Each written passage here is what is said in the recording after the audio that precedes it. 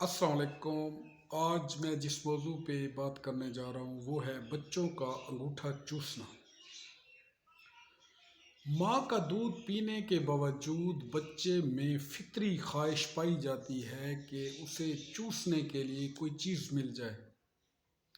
عام طور پر بچہ اس وقت انگوٹھا یا انگلیاں چوستا ہے جب وہ تھکان، سستی اور افسردگی کی وجہ سے شگفتہ نظر نہیں آتا۔ ایسی صورت میں اسے انگوٹھا چوسنے سے راحت و سکون محسوس ہوتا ہے۔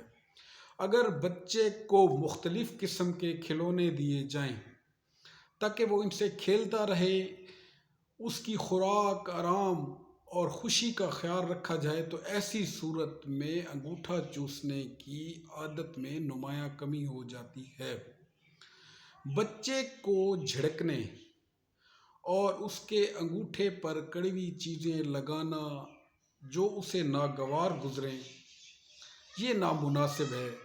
اس سے بچے میں فطری طور پر ضد کا جذبہ پیدا ہوتا ہے اور وہ انگوٹھا چوسنے کی عادت نہیں چھوڑتا۔ ماں کے لیے یہی بہتر ہے کہ وہ صبر و تحمل سے کام لے اور ابتدائی انگوٹھا چوسنے سے ابتدائی عمر کے بچوں میں تو دانتوں کی ساخت خراب ہو جاتی ہے، مگر یہ ساخت 6 سے 7 سال کے بچوں میں ساخت دانتوں کی خراب نہیں ہوتی۔ دانتوں کا رخ باہر کی جانب ہو جاتا ہے جس سے دانت بھدے اور شکل بگڑ جاتی ہے۔ ابتدائی عمر کے بچوں کی دانتوں کی ساخت انگوٹھا چوسنے سے متاثر ہوتی ہے۔ ابتدائی عمر میں والدین کی لاپرواہی اور نظر اندازی سے بچہ احساس محرومی کا شکار ہوتا ہے۔ ایسے بچے اسکول جانے تک اور 15 سال تک اس عادت سے چھٹکارا حاصل نہیں کر سکتے۔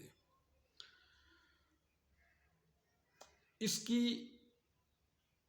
علاج میں چند دوائیوں کا ذکر کروں گا: کلکیریا فاس، نیٹرم میور، کلکیریا کارب، کیمومیلا، برکسال۔